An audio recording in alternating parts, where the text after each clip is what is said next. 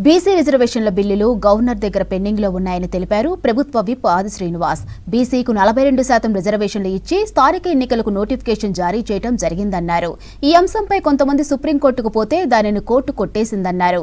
ఇక హైకోర్టులో కూడా సానుకూలంగా తీర్పు వస్తుందని ఆశాభావం వ్యక్తం చేస్తున్నట్టు తెలిపారు ఆది శ్రీనివాస్.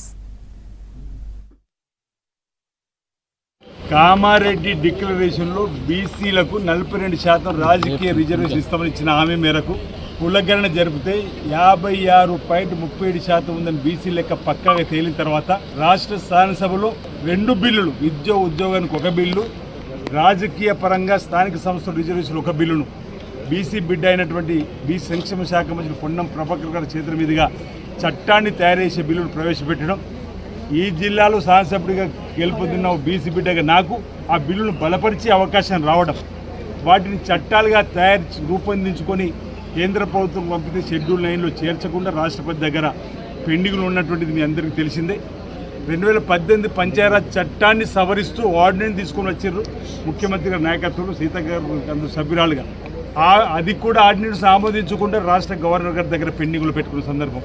అయినా ఈ ఆర్డినెన్స్ సవరించిన తర్వాత మొన్న 30-31 నాడు కూడా మళ్ళీ చట్టాన్ని చేసుకున్నప్పటికీ మహేష్ కుమార్ గౌడ్ గారి నాయకత్వంలో బీసీ సంక్షేమ శాఖ మంత్రులు సీతక్క గారు కూడా వచ్చి రాష్ట్ర గవర్నర్ కలిసి మేము ఆర్డినెన్స్ తీసుకుని వచ్చినాం.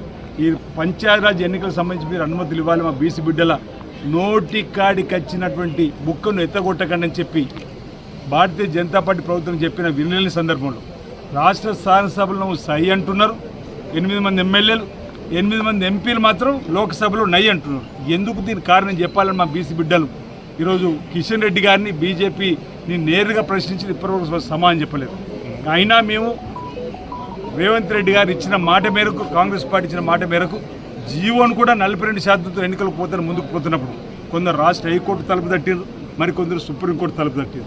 ఈరోజు సుప్రీంకోర్టు అన్నది ఆల్రెడీ హైకోర్టులో మా బట్టి విక్రమార్క డిప్యూటీ సీఎం గారు, మా బీసీ సంక్షేమ శాఖ మంత్రి పొన్నం ప్రభాకర్ గారు, మా మరో బీసీ మంత్రి శ్రీహరి గారు ఈరోజు సుప్రీంకోర్టుకు వెళ్ళి అక్కడ ఏం జరుగుతుందో చూడాలి, రాష్ట్ర ప్రభుత్వ పక్షాన 42% రిజర్వేషన్తో పోతామని చెప్పే ప్రక్రియలోనే సుప్రీంకోర్టు ఈరోజు హైకోర్టులో విచారణ జరిగే క్రమంలో మీరు ఇక్కడికి ఎందుకు వచ్చిందని చెప్పిన వారి పిటిషన్ను ఈరోజు డిస్ప్యూట్ చేసినటువంటి సందర్భాన్ని కూడా మనం చూసినాం. రేపు కూడా మేము అసెంబ్లీ మూడును బట్టి, మూడ్ ఆఫ్ అసెంబ్లీ అంటే మనం అన్ని పక్షాలు రాష్ట్ర స్థాయిలో అన్ని పక్షాలు కూడా 42% రిజర్వేషన్తో ముందుకు పోవాలని చెప్పింది కాబట్టి మూడ్ ఆఫ్ అసెంబ్లీని కూడా ఒకవేళ రాష్ట్ర హైకోర్టు ఉన్నత న్యాయస్థానం గుర్తిస్తే యథావిధిగా ఈరోజు 42% పోతాం. 16 SC 12